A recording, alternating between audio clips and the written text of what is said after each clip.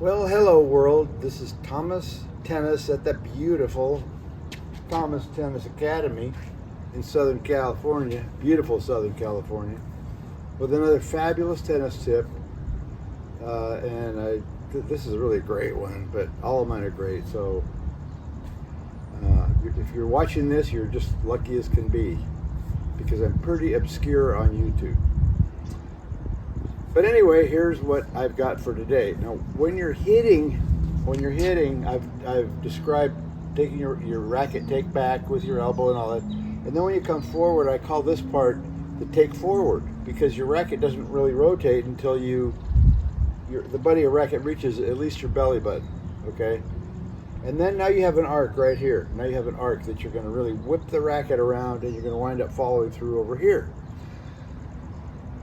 Now, one of the biggest problems is people don't know where to hit the tennis ball. So today I'm going to discuss where on the ball you hit the ball.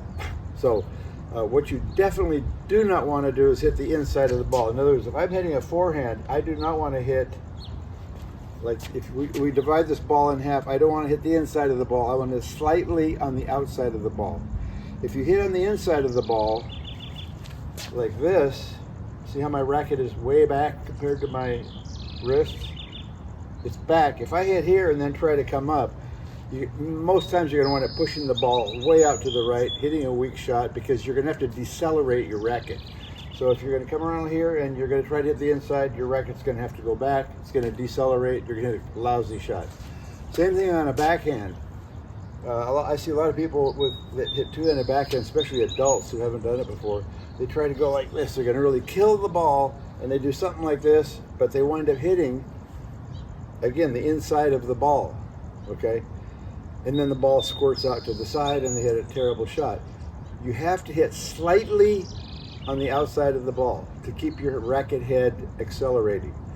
In other words, when I come forward like this, I want my racket head to be ahead of my hand slightly.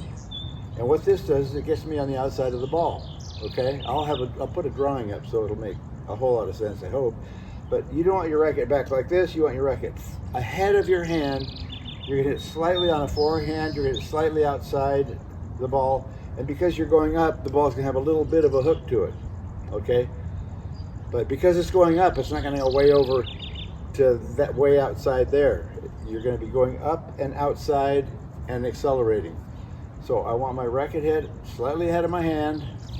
On a two-handed backhand, when I make contact, my racket head is going to be ahead of my hand.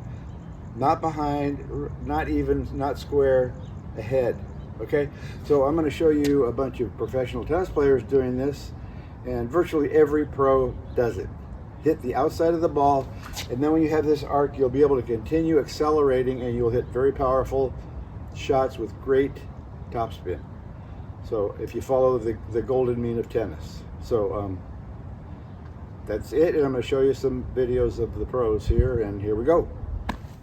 Okay, here's what I mean by hitting the outside. The red is the dead center middle of the ball. The green is the outside of the ball. So your racket head would have to be slightly ahead of your hand in order to hit the green. So it's red is a stop, don't hit it there. Green is go. This picture is for right-handed forehanders.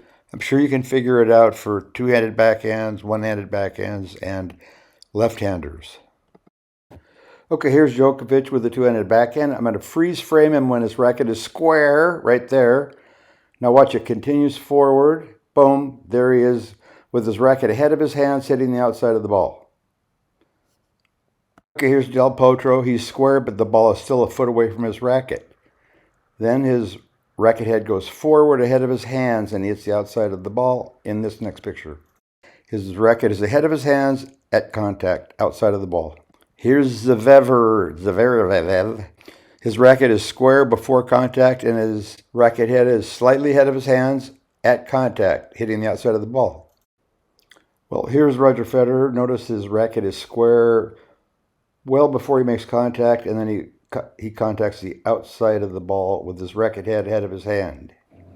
Okay, if you love my videos, be sure and subscribe. And if you want to see some more, be sure and subscribe too.